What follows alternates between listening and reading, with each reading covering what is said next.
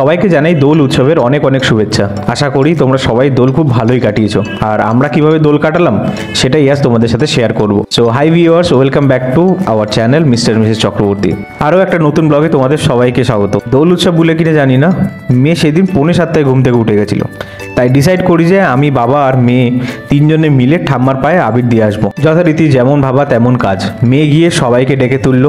এটা নিয়ে মেয়ের দ্বিতীয় দোল, আর এই দোলেই সে পাকওয়াজ হয়ে গেছে। ভাবছি পরের বার দোলে কি হবে। যাই হোক, বাবা আর ঠাম্মার অনেক দিন পরে দেখা হওয়ায় ঠাম্মা বাবাকে জড়িয়ে ধরে সোহাগ করছিল। আর তারপরেই আমার মেয়ে বানি মানে আমার ঠাম্মার পায়ে আবির ছুঁয়ে দোল খেলা শুরু করলো। দেন একে একে বোন, জেম্মা, বাবু সবার পায়ে আবির দিয়ে প্রণাম করলো। যদিও আমি সঙ্গে ছিলাম, তবুও মনে হচ্ছিল মেয়েটা অনেক বড় হয়ে গেছে, অনেক কিছু বুঝতে শিখেছে। আর এদিকে মাম্মার বাড়িতে এসে দেখা হয়ে গেল আমার মেয়ের বান্ধবী মানে ম্যাক্সের সঙ্গে। দেন মাম্মার দেওয়া গাছের টাটকা ফুল নিয়ে রওনা দিলাম ফ্ল্যাটের উদ্দেশ্যে, কারণ তখনও বউকে নেওয়া হয়নি। তাই সবাই মিলে আবার একসাথে বেরোবো বলে ফ্ল্যাটে ফিরে আসলাম। আর ওঠার আগে জেঠু কিনে দিল মেয়েকে একটা চকলেট। আর ওরা যেহেতু সকাল সকাল বেরিয়ে গেছে, তাই আমিও আর ঘুমাইনি, উঠে বসিয়ে দিয়েছিলাম হচ্ছে কাচাকুচি। আর এই দেখো এখানে 43 মিনিট টাইম নিয়ে নিল। আর ব্যাস আমি নিশ্চিন্ত। এবার আমি চট করে মুখটা ধুয়ে পরিষ্কার হয়ে নিলাম। আর তারপর এসেছিল বোনরা।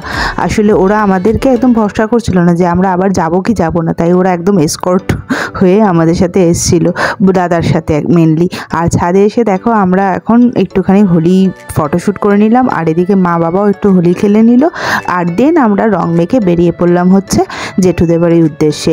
আর যাওয়ার পথে কিনে নিলাম হচ্ছে বেশ কিছু বাদুর রং আর একটা পিচকারিও তার সাথে, কারণ বেলুনে জল ভরতে গেলে কিন্তু পিচকারিটা লাগবে, তাই জন্য ওটাও নিয়ে নিলাম। আর এদিকে দেখো মেয়ে এসে তো একদম ফুল অন মাস্তিতে চলে এসছে। আর আমি এদিকে বড়দের পায়ে একটু আবির ছুঁয়ে প্রণাম করে নিলাম। আর যেই না আমি জেম্মাকে আবির দিতে গেলাম, জেম্মা তো কিছুতেই প্রথমে নিল না। আর প্রথমে একটুখানি মারামারি করে শেষ পর্যন্ত একটু রাজি হলাম যে গালে রং মাখাতে। আর এদিকে দেখো ফটোশ্যুট করার জন্য আমি আর বোন মুখের মধ্যে একটুখানি আবির লেপে নিচ্ছি বলা যেতে পারে, এটাকে ল্যাপাই বলে বোধহয়। চারিদিকে নানা রকমের রং মেখে আমরা একেবারে ফটোশ্যুটের জন্য সামনে বেরিয়ে পড়লাম। আর না জানি কবে আবার এই দিনটা আসবে, একটা বছরের সেই প্রতীক্ষা। আর এই দেখো বোন একেবারে বাদুর রং মাখিয়ে আমাকে ভূত করে ফেলেছে। আর আমিও বা কম কিসে, আমি ওকে মাখিয়ে নিলাম একদম সুন্দর করে, যাতে কোনো অংশ ফাঁকা না থাকে। আর এদিকে মাখানোর পর বুঝতে পারলাম আমাকে তো মেয়েকে খাওয়াতে হবে। কি যে ভুল করলাম হাত দিয়ে রংটা মাখিয়ে। আর এই দেখো এখানে পিসান বাবুকে একবারে রং মাখিয়েও ভূত করে দিচ্ছে। আর আমি করেছিলাম চিকেন, আর সেদিনকে চিকেনটা বেশ ঝাল হয়েছিল, সবার খেতে প্রচণ্ড অসুবিধা হয়েছিল। আর এখানে দেখো খাওয়ার শেষ পাতের জন্য আইসক্রিমটাও আমরা অর্ডার করে দিয়েছি। আর সেদিন কলা পাতায় খাওয়া হয়েছিল, দারুণ হয়েছিল, যেরকম রান্না তেমনি হচ্ছে আমেজ।